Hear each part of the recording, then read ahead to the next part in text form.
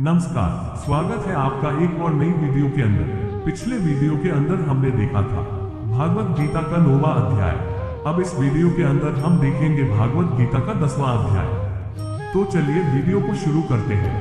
भगवत गीता के 10वें अध्याय का नाम विभूति योग है, जिसका अर्थ है भगवान की दिव्य विभूतियां या विशेषताएं। यह अध्याय बहुत महत्वपूर्ण है क्योंकि इसमें भगवान श्री कृष्ण अपनी अनंत शक्तियों, रूपों और स्थितियों के बारे में बताते हैं। इस अध्याय से हमें ये समझने में मदद मिलती है कि भगवान कैसे हर वस्तु, जीव और घटना में विद्यमान है, और यह भी कि एक भक्त के रूप में हमें इन विभूतियों के माध्यम से भगवान को पहचानना और उनकी पूजा करना चाहिए। आइए विस्तार से समझें कि इस अध्याय से हमें कौन कौन सी महत्वपूर्ण सीख मिलती है। 1. भगवान की सर्वव्यापकता और सर्वशक्तिमत्ता। भगवान श्री कृष्ण इस अध्याय में अर्जुन को ये बताते हैं कि वे हर जगह और हर चीज में विद्यमान हैं। वे समस्त सृष्टि के मूल और कारण हैं। भगवान की उपस्थिति हर कण कण में है और वे अपनी शक्तियों को विभिन्न रूपों में प्रकट करते हैं। ये ज्ञान हमें ये सिखाता है कि सृष्टि के हर रूप में भगवान की उपस्थिति को स्वीकारना चाहिए। जब हम समझते हैं कि भगवान हर वस्तु और हर जीव में है, तो हमें सभी के प्रति सम्मान और करुणा का भाव विकसित करना चाहिए। इससे हम न केवल अपने जीवन में सकारात्मकता और प्रेम को बढ़ाते हैं, बल्कि दूसरों के प्रति करुणा और सेवा की भावना भी विकसित करते हैं। 2. श्रद्धा और भक्ति का महत्व। भगवान श्री कृष्ण बताते हैं कि जो भक्त सच्ची श्रद्धा और भक्ति से उनकी आराधना करते हैं, वे उन्हें ज्ञान और मुक्ति का मार्ग दिखाते हैं। ये हमें सिखाता है कि भगवान के प्रति सच्ची भक्ति और समर्पण ही असली साधना है। जब हम भगवान के प्रति पूरी तरह से समर्पित होते हैं, तो वे हमारे जीवन में आने वाली कठिनाइयों को दूर करते हैं और हमें सही मार्ग पर चलने के लिए प्रेरित करते हैं।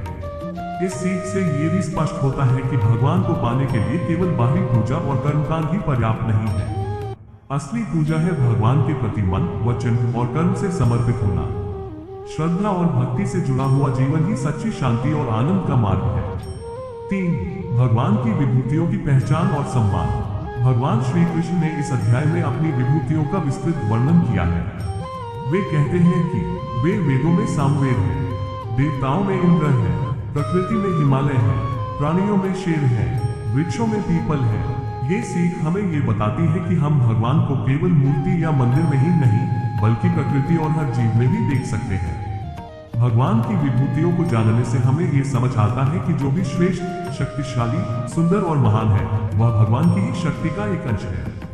इससे हमें ये प्रेरणा मिलती है कि हम भगवान की बनाई हर चीज का सम्मान करें, चाहे वह कोई व्यक्ति हो, कोई पेड़ हो, कोई पशु हो या कोई पर्वत हो, हर जगह भगवान का अंश है। इसलिए हमें सभी के प्रति दया और प्रेम का व्यवहार करना चाहिए।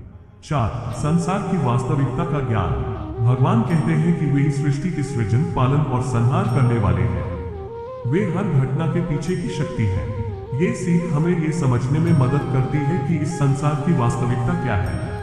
संसार का हर रूप, हर घटना और हर वस्तु भगवान की शक्ति से ही संचालित होती है। ये समझने से हमें ये भी सीखने को मिलता है कि हमें संसार की नश्वर वस्तुओं से अधिक आसक्ति नहीं रखनी चाहिए। सब कुछ भगवान की इच्छा और उनकी शक्ति पर निर्भर है। इसलिए हमें अपने जीवन में आने वाली कठिनाइयों, परेशानियों और बदलावों को भगवान की योजना का हिस्सा मानकर स्वीकार करना चाहिए। इससे मन में शांति और संतोष की भावना आती है। 5. ज्ञान प्राप्ति का महत्व। भगवान अर्जुन से कहते हैं कि सच्चे भक्त को वे ज्ञान का उपहार देते हैं। ये ज्ञान व्यक्ति को सही और गलत में भेद करने की शक्ति देता है और उसे संसार के बंधनों से मुक्त करता है। भगवत गीता के इस अध्याय से हमें ये शिक्षा मिलती है कि ज्ञान ही मुक्ति का मार्ग है। ज्ञान प्राप्ति का मतलब केवल पुस्तकीय ज्ञान नहीं है, बल्कि सच्चे आत्मज्ञान की प्राप्ति है। ये ज्ञान हमें हमारी आत्मा की पहचान करने में मदद करता है और हमें ये सिखाता है कि हमारा असली स्वरूप क्या है। भगवान की भक्ति और ध्यान के माध्यम से जब ये ज्ञान प्रकट होता है, तो व्यक्ति संसार के मोह माया से मुक्त हो जाता है और उसे सच्चा आनंद प्राप्त होता है। 6. सर्वश्रेष्ठ की पहचान करना और उसे अपनाना। भगवान बताते हैं कि वे हर चीज में सबसे श्रेष्ठ है। वे पर्वतों में हिमालय है, नदियों में गंगा है, वृक्षों में पीपल है और ऋषियों में नारद है। ये हमें सिखाता है कि हमें अपने जीवन में श्रेष्ठता को पहचानना और उसे अपनाना चाहिए। श्रेष्ठता का अर्थ केवल भौतिक शक्ति या सुंदरता नहीं है, बल्कि सच्चे ज्ञान, आत्मा की पवित्रता और सही मार्ग पर चलना है। जब हम भगवान की विभूतियों को पहचानते हैं और उन्हें सम्मान देते हैं तो ये हमें ये भी सिखाता है कि हम अपने जीवन में उत्तम गुणों और आदर्शों को अपनाएं और उनका पालन करें। 7. संपूर्णता का अनुभव। भगवान श्री कृष्ण बताते हैं कि उनकी विभूतियां अनंत हैं और वे हर वस्तु और हर घटना में प्रकट होते हैं। ये हमें ये सिखाता है कि सृष्टि में कोई भी चीज अकेली या पृथक नहीं है। हर चीज भगवान के साथ जुड़ी हुई है और उनकी शक्ति का ही एक अंश है। जब हम इस संपूर्णता को समझते हैं तो हमें यह अनुभव होता है कि हम भी भगवान के साथ जुड़े हुए हैं। इससे हमारी पहचान और अस्तित्व का एहसास होता है। हमें अपने भीतर की शक्ति और आत्मा को पहचानने का अवसर मिलता है। 8. भगवान के प्रति समर्पण और उनके मार्ग पर चलना। भगवान कहते हैं कि वे अपने भक्तों का मार्गदर्शन करते हैं और उन्हें सच्चे मार्ग पर चलने के लिए प्रेरित करते हैं। इससे हमें ये सीख मिलती है कि अगर हम भगवान के प्रति पूरी तरह से समर्पित हैं तो वे हमें हर कठिनाई से बाहर निकालने के लिए तैयार रहते हैं। भगवान के मार्ग पर चलना और उनके निर्देशों का पालन करना ही हमारे जीवन की समस्याओं का समाधान है। जब हम भगवान के प्रति समर्पित होते हैं तो वे हमें बुरे विचारों, बुरे कर्मों और नकारात्मकता से बचाते हैं। निष्कर्ष।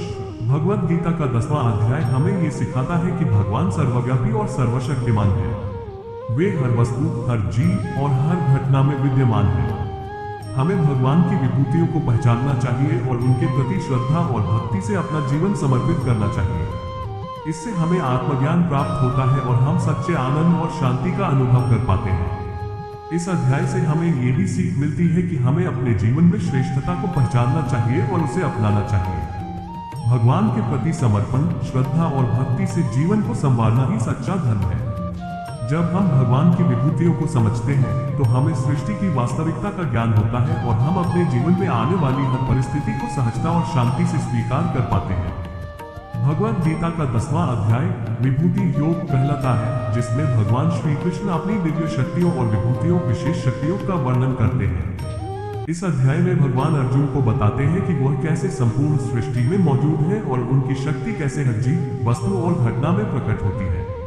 यहाँ मुख्य बातें हैं जो इस अध्याय में बताई गई है। 1. परम सत्य का स्वरूप। भगवान श्री कृष्ण अर्जुन से कहते हैं कि वह परम सत्य है और समस्त सृष्टि उन्हीं से उत्पन्न होती है। वह बताते हैं कि वे सब कुछ जानते हैं, भूत, भविष्य और वर्तमान। वे कहते हैं कि सभी जीव उन्हीं से उत्पन्न होते हैं और उन्हीं में समाहित होते हैं। 2. भक्तों के प्रति विशेष प्रेम। भगवान कहते हैं कि जो भक्त उन्हें पूरी श्रद्धा और भक्ति से भजते हैं वे उनकी सहायता करते हैं। ऐसे भक्तों को भगवान आत्मज्ञान और मुक्ति का मार्ग दिखाते हैं। भगवान अपने भक्तों का कल्याण करते हैं और उन्हें मोह से मुक्त करते हैं। 3. अपनी विभूतियों का वर्णन। भगवान श्री कृष्ण अपनी विभिन्न विभूतियों, दिव्य गुणों का वर्णन करते हैं जो सृष्टि के अलग अलग रूपों में प्रकट होते हैं। वे कहते हैं कि वे वेदों में सामवेद है, देवताओं में इंद्र है, ग्रहों में चंद्रमा है, पर्वतों में हिमालय है, जल में समुद्र है, वृक्षों में पीपल है, ऋषियों में नारद है, प्राणियों में शेर है। इस प्रकार भगवान बताते हैं कि वे हर श्रेष्ठ वस्तु, व्यक्ति और गुण में मौजूद है। उनकी शक्ति हर जगह व्याप्त है और हर रूप में वह स्वयं है। 4. सब कुछ भगवान में समाहित है। भगवान कहते हैं कि जो भी श्रेष्ठ है, शक्तिशाली है या दिव्य है, वह उनकी शक्ति का एक छोटा अंश है। संपूर्ण सृष्टि उनके विस्तार से भरी हुई है और वे हर जीव और हर वस्तु में समान रूप से मौजूद है। 5. अर्जुन की श्रद्धा और ज्ञान को बढ़ाना। भगवान श्री कृष्ण अर्जुन को ये समझाते हैं कि उनकी दिव्य विभूतियां और शक्तियां अनंत हैं। वे अर्जुन से नीच कहते हैं कि वे सिर्फ कुछ ही विभूतियों का वर्णन कर रहे हैं, लेकिन उनकी महिमा का कोई अंत नहीं है। अध्याय का निष्कर्ष। अर्जुन इस ज्ञान से अत्यंत प्रसन्न होते हैं और उनकी भक्ति और श्रद्धा और बढ़ जाती है। इस अध्याय का मुख्य उद्देश्य है कि भगवान हर रूप, हर वस्तु और हर घटना में विद्यमान है। जो भी शक्ति, बुद्धि या सुंदरता है वह भगवान की महिमा का ही एक छोटा अंश है। निष्कर्षतः 10वां अध्याय भगवान की महिमा और सर्वव्यापकता को बताता है और यह भी कि सच्चे भक्त के लिए भगवान हर जगह मौजूद है और वे उसे सच्चा मार्ग दिखाते हैं। भगवद गीता का 10वां अध्याय विभूति योग कहलाता है, जिसमें भगवान श्री कृष्ण अपनी दिव्य शक्तियों और विभूतियों, विशेष शक्तियों का वर्णन करते हैं। इस अध्याय में भगवान अर्जुन को बताते हैं कि वह कैसे संपूर्ण सृष्टि में मौजूद है और उनकी शक्ति कैसे हर जीव, वस्तु और घटना में प्रकट होती है। यहाँ मुख्य बातें हैं जो इस अध्याय में बताई गई है।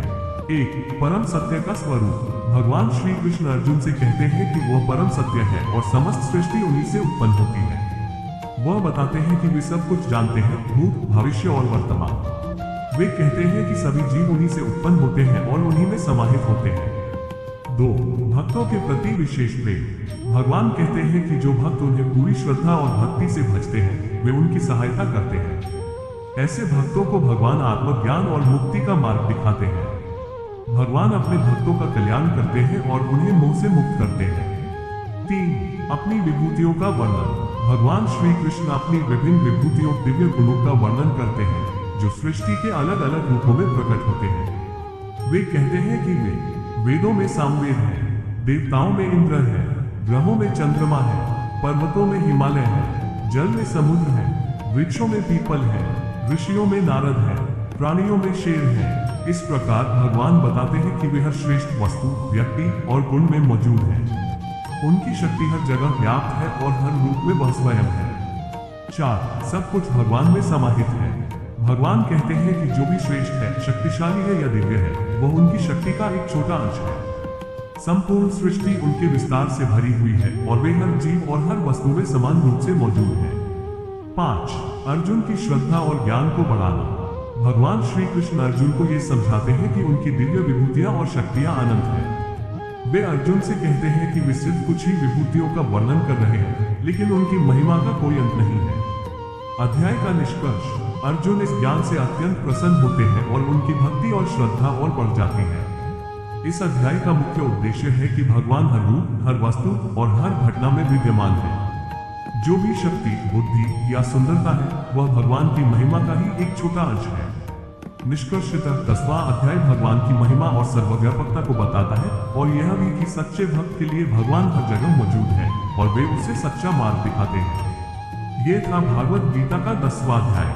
मिलते हैं भागवत